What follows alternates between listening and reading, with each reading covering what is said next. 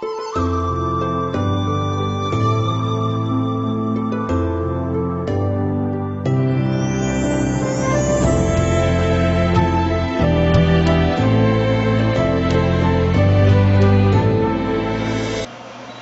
제이크레스 커피학원 원장 정진호입니다.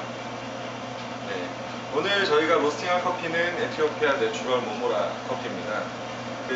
에티오피아 커피 로스팅하다 보면 보통 에티오피아 에가체프, 머시드를 제일 많이 드시는데, 요즘 같은 경우에는 한국에 스페셜티들이 많이 들어오고 있어서 실제로 좋은 내추럴 커피들을 많이 접할 수 있는 기회가 많이 있습니다. 그래서 지금 저희 같은 경우에는 에티오피아 내추럴 모모라나 아리차, 첼바 이런 커피들을 저희가 로스팅을 해서 실제 에티오피아 내추럴 커피들을 어떻게 하면 더 맛있게 볶을까를 많이 연습을 하고 로스팅을 실제 하고 있는데요.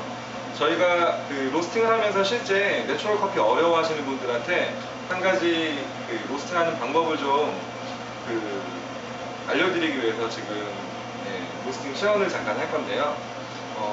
내추럴 커피를 맛있게 볶는다의 의미가 굉장히 어려운 것 같아요. 어떤 분은 내추럴 커피는 굉장히 과일향이나 이런 화사한 느낌도 강해야 된다. 어떤 분은 그런 것보다는 단맛이 중요하기 때문에 단맛을 잘해야 된다. 이렇게 말씀들을 많이 하시는데, 저희가 많은 테스트를 통해서 실제 내추럴 커피 모모로만 가지고도 한 50번 정도는 볶았던 것 같아요. 그러면서 그 구간마다, 그리고 투입 온도에 따라서, 그리고 나중에 배출되는 타이밍에 따라서 맛이 어떻게 변하는지에 대한 부분들을 저희가 확인하면서 굉장히 재밌는 사실을 하나 알아냈습니다.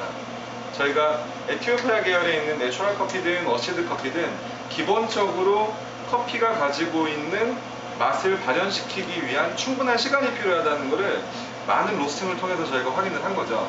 그래서 오늘 그 방법들을 좀 알려드리려고 하는데요. 그 전에 일단 로스터에 대해서 좀 설명을 좀 잠깐 드리겠습니다. 대부분 많이 아시다시피 제일 많이 쓰고 계시는 태완 1kg 프로스터를 저희가 사용해서 로스팅을 할 거고요. 실제 반직화 반열풍 로스터입니다. 저희가 이 로스터를 가지고 많은 연습을 통해서 하면서 대부분 다 태완 프로스터를 가지고 로스팅하면서 많이 어려워하는 부분이, 제가 봤을 때는 화력도 물론 조절하는 게 쉽진 않겠지만 대부분 다 이 댐퍼의 역할에 대해서 대부분 많이 되게 어려워하시는 것 같아요. 그래서 저희 같은 경우에는 실제 드럼 안으로 지나가는 배기의 양이나 이런 부분에 대해서 굉장히 많이 고민을 하면서 로스팅을 했지만, 실제 로스팅을 하면서 제가 느낀 게 프로바시나 기센이나 후지로야드나 여러가지 로스팅을 하면서 느꼈던 게, 로스터는 일단 내열성이 굉장히 좋아야 된다고 생각을 합니다.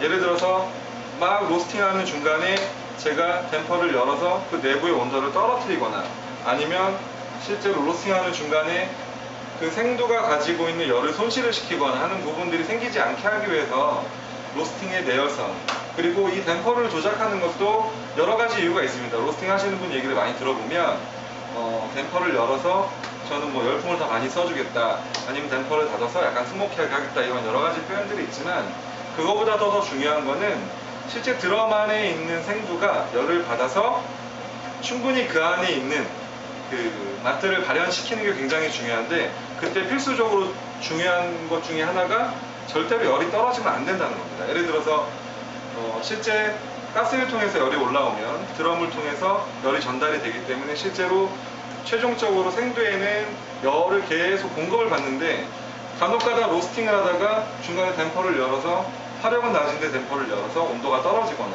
실제 가지고 있는 생두가 열을 뺏기게 되는 그런 경우가 생겼을 때 맛의 발현이나 팽창이나 이런 부분들이 저희가 원하는 단맛이나 이런 부분들을 못 얻어낸다는 거죠. 그래서 저는 지금 로스팅을 하면서 저희가 최적화된 템퍼의 위치를 정해보니까 4에서 한 4.5 정도, 4에서 한 4.5 정도의 댐퍼를 놓고 열풍의 온도는 아마 한 260에서 80 사이로 왔다 갔다 할 겁니다.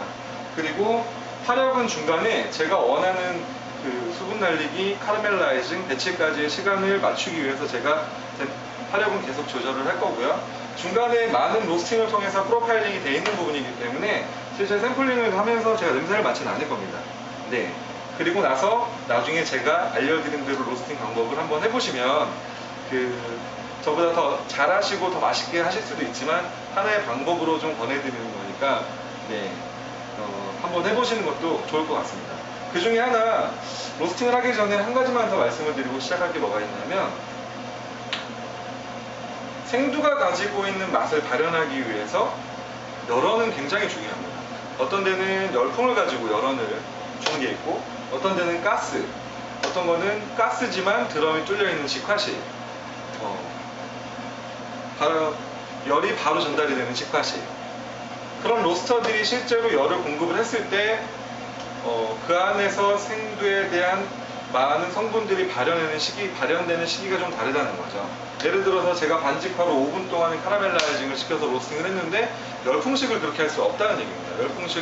열풍식 나름대로의 열을 발현하는 시기와 온도가 있기 때문에 그거는 따로 프로파일링을 잡으셔야 되고, 한 1kg짜리로 그 에티오피아 내추럴 커피를 실제 로스팅 하실 때 참고하실 만한 제가 로스팅 프로파일을 하나 지금 보여드리기 위해서 로스팅을 준비하고 있습니다.